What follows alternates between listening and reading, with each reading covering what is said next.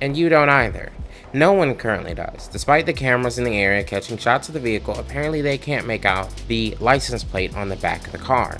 Which, can we make a requirement that camera quality be increased in these city setup cameras? Like, y'all have these massive budgets and let the cops have armored vehicles so that they can turn a block into Fallujah for a possible meth lab, but we get the same picture quality camera that y'all had in the 90s. What the hell? Either way, I think that this person was clearly a criminal. Jesus Christ. Guess what, Republicans? You were right. Yay! There is some election interference going on, and, well, it has been for ever, especially the past couple of elections and in 2001. The latter of which doesn't matter much because, you know, Al Gore is a puss and let George and his scrub of a brother decide the election for him. I think the next president needs to be a lot quieter, but send a signal that we're prepared to act in the national security interests of this country to get back in the business of creating a more peaceful world. Please clap. Do I care? No. America was in for a bumpy ride. Well, before then, and you know, if Gore folded on that, then God only knows what he would have folded on while president. No, I'm not talking about the war in the Middle East post 9/11. That shit was gonna happen regardless, for reasons. But the most recent elections actually confirm the Republican idea that election interference is happening. Put the guns down and hear me out. Even though Republicans were right, they were also wrong. America, can we just stop with immediately going for the guns just for once? Okay, just once. No! God, I feel like every third world country that just discovered oil or cobalt. Thanks. Now that we're gonna fix that. Fuck off, Elon, before I show them a photo of you in 2006, you nut job.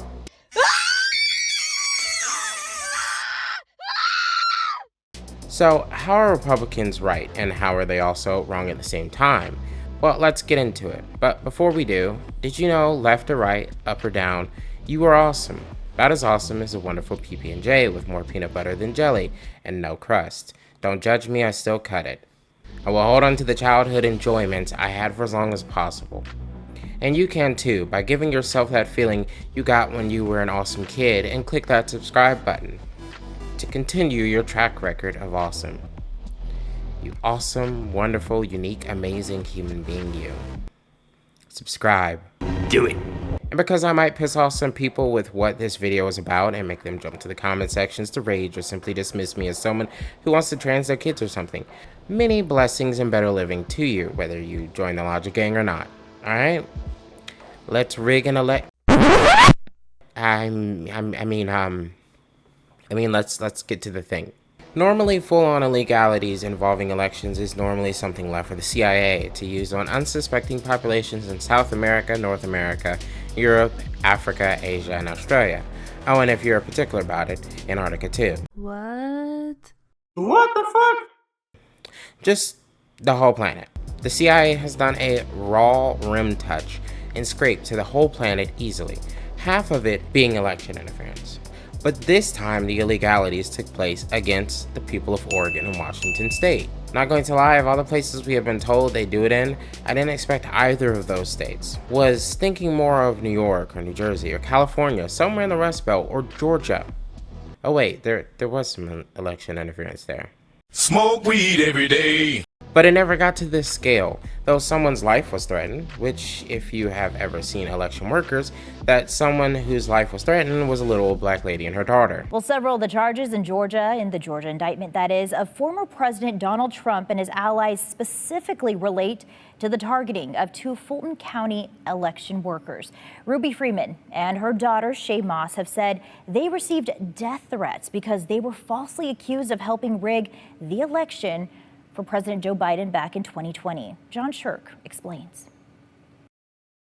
Fulton County elections workers Ruby Freeman and her daughter Shay Moss in November 2020 counting the votes in public and on video, and soon both of them were accused by then President Trump and his attorney Rudy Giuliani and others of having secret suitcases under the tables, suitcases full of fake Biden votes, accusations that were quickly debunked. State and federal investigators proved that those were routine ballot containers full of legitimate votes, and now the Fulton County indictment says that Trump and Giuliani and 3 of the other defendants committed felonies by targeting Freeman and Moss with false accusations. Do you know how it feels to have the President of the United States to target you? A lot of threats, wishing death upon me. Another potential victim of the so-called suitcase gate, not named in the indictment, then U.S. Attorney B.J. Pack of Atlanta, a Trump appointee. Pack later testified that the White House had ordered him to investigate, and Pack did. And determined that nothing irregular happened in the counting, and the allegations made by Mr. Giuliani were... It is insane for that to happen when all they did was exchange a piece of candy. If you attack either of those women with words or physicality, there is a special place in hell for you, and there aren't any lovely church ladies there to give you fucking candy.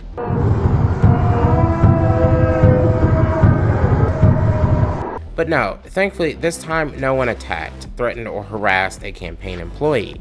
Though if the timing was off just a little on these devices, or the person who planted them forgot to press the button after planting them, however they were designed to go off and election workers were actively picking them up, well, that would move this from felony charge of election interference to felony charge of election interference, and at best felony charge of assault, or maybe even fucking murder. This is the police! We have you surrounded!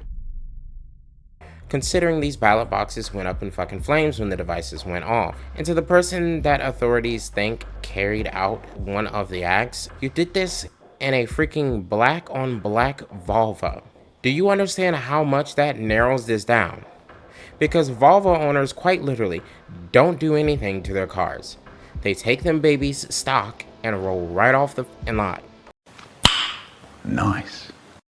It's not like you run a freaking Mazda Miata where the possibilities are endless, or early thousands Civic, of which I'm sure 80% of those still on the road are basically poor inspirations at Fast and Furious back when it was about Family, family, family, family.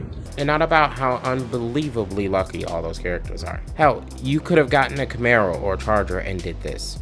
At least then it would be a bit more difficult to narrow down. I will say this, they did do one thing smart. They likely chose the best states to do it in, seeing as apparently in Oregon and Washington, damn near all voting is done through mail-in ballots.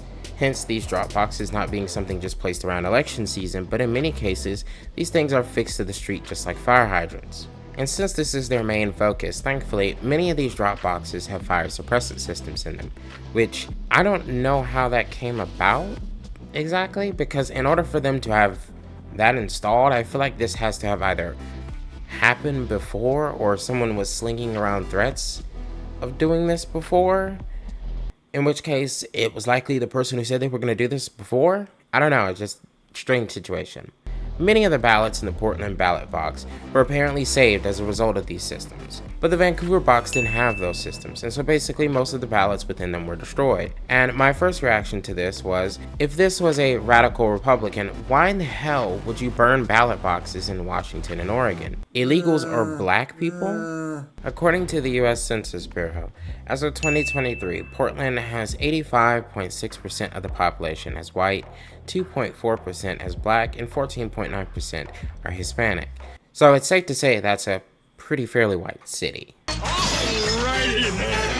In Washington, the state has very similar stats as well. Now, as far as the areas beyond Vancouver and Portland, many of these rural or smaller communities are mostly Republican. I will admit I am not very familiar with the local voting history of Vancouver or Portland as far as their city officials go, but I do know they are fairly decently sized cities, and those tend to trend towards the liberal Democratic side more than they do Republicans. And Washington state has more or less been blue, except for a small turn that came in 2004. Oregon has the same record of going blue, but they haven't had that turn going as far back as 1984 since the last time they voted for a Republican presidential candidate. So is it possible that a Democrat off their rockers burned the ballots? Yeah, boy. I mean, nothing can be for certain till it's well, certain. So yeah, it could be a Democrat burning ballots. I doubt it. Someone so deep in the lore of politics to the point of doing a federal crime which comes with a lovely amount of federal time would burn ballots in an area where their side is pretty much a set winner. Now, it is highly likely that a Republican who has been brought deep into the narrative of the voter fraud lie that has been spun by the Republican Party, and this is a historically blue area and will likely go blue again, wouldn't they want to harm the chances of that? Voting is a privilege in this country, and you need to be legal, not like California where 3 million illegals voted. Let's talk about that. I'm glad I brought that up, Allison. Me too, Paula. So where are you getting your information? From the media. Where else Which would we media? get? Some of it was CNN, I believe. And CNN said that 3 million illegal people voted well, in it was coming California? all across the media. All across. Well, CNN didn't do it, then they were being smart this time. Do you think that 3 million illegal people I voted? believe in California that there were illegals that voted. How many? I don't. To tell you the truth, nobody really knows that number. But do you think 3 dozen or do you think 3 million? I think there was a good amount because the president told people that they could vote, and it happened in Nashua. We caught some people that they went into Nashua and they said, the president said I can vote, I'm here illegally. Did you hear President Obama say that illegal people could vote? Yes, I did. I heard it this morning, I actually. Yes, I did hear it. Tell me, where? You can find it, Google it. You can find it on Facebook. All right, hold on. I don't want to waste any more time, but anyway, I see where it came from, and it's Fox Business Network deceptively edited a clip of Barack Obama to argue that the president encouraged illegal immigrants to vote when in fact he had said nothing of the sort when you go back to the transcript. You, as you sit here today, think that millions of illegal people voted in this country. You believe that there was widespread voting abuse. Even though, considering the historical trends of the two areas, you basically have to destroy half the ballot boxes in the two cities to actually even make the election in either be contentious.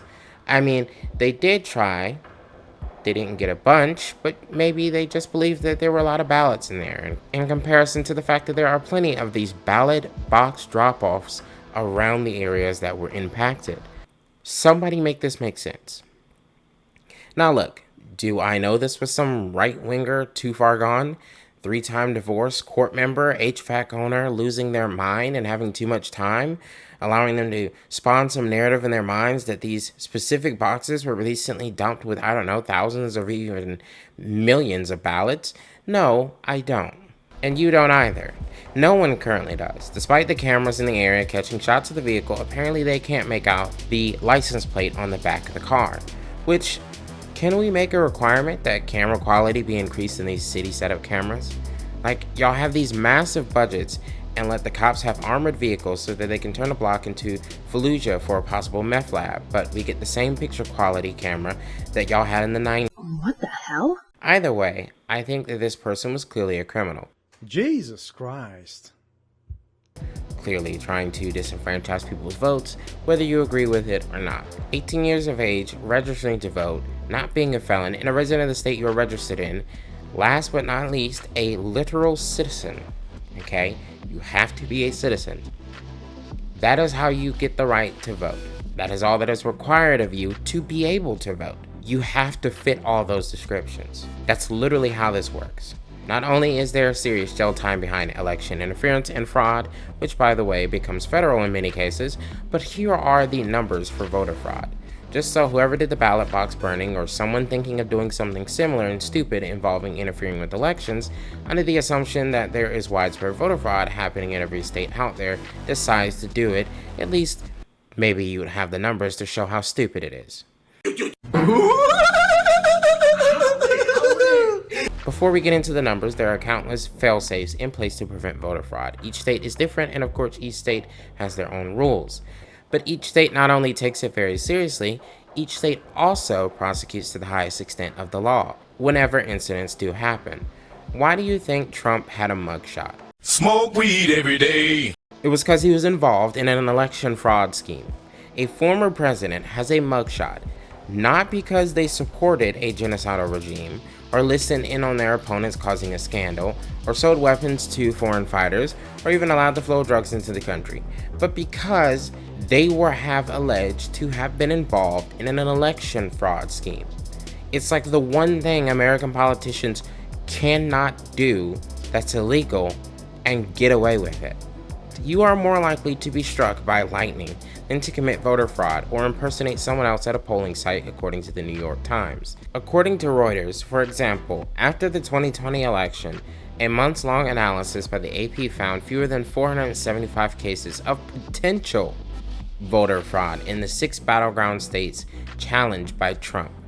For context, there were over 3.3 million votes casted for the presidential run in Arizona alone. The state AP found had the highest number of potential voter fraud cases. The AP also found no signs of a coordinated effort and reported that virtually every case was based on an individual acting alone to cast additional ballots. So yes, it does happen. Does it happen to a rampant point that it isn't detected and action taken against those who carried out the fraud? No, no, no! I'm willing to bet that the likelihood of someone committing voter fraud or election interference of any kind and not facing serious legal consequences is so unlikely that it is more likely you win the lottery twice in a year, despite living in a state that never has a big lottery winner like Idaho or Montana, or some shit that's not in the Northeast or the West Coast. Furthermore, from a quote in another Reuters article, Justin Levitt, a law professor at Loyola Law School who tracks such cases, identified only 31 impersonation incidents between 2000 and 2014 across the country out of more than 1 billion ballots cast. 5 states, Colorado, Hawaii, Oregon, Utah, and Washington, hold their elections primarily by mail and have documented almost no cases of cheating. Oregon, for instance, has sent out more than 100 million mail ballots since 2000 and reported around a dozen cases of proven fraud. So again, yes, it does happen. Republicans are right about that. Does it happen widely to the point that it doesn't result in significant legal backlash for those involved or severely alter the course of an election? That's where the Republicans are wrong.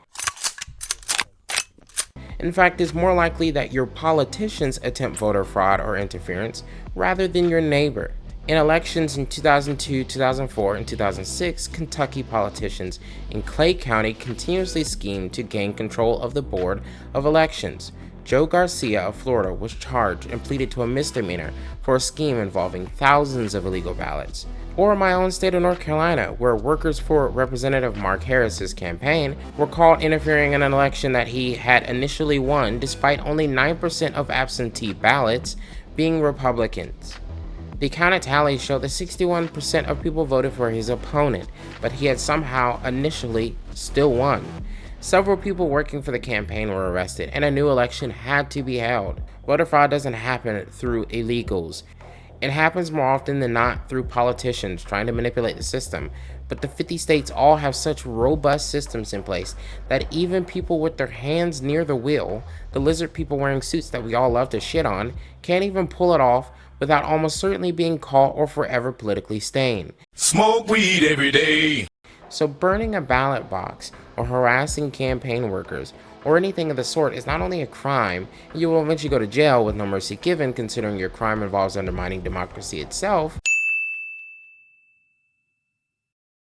but you are also disenfranchising your neighbors, your friends, your co-workers, and countless other Americans who are exercising their rights legally and justly, all because you are an idiot. Those who do join in on schemes don't get far, oftentimes being caught before an election is even certified, hence the earlier case I mentioned. Unless you're in Bridgeport, Connecticut, in which case y'all got some serious problems going on and I would suggest getting your shit together. So I guess what I'm getting at is we all are right, just to varying different degrees of right. But the big thing is that voter fraud is not a problem. To assume it is, considering the entire structure around voting in America and all the hoops that you have to jump through to be even just registered before you even cast a ballot, prevent voter fraud to such a degree that it will never truly be an issue so long as those systems are kept in place. But then again, what do I know? I'm just Minx28, and I hope you have a good day and that you don't forget to vote.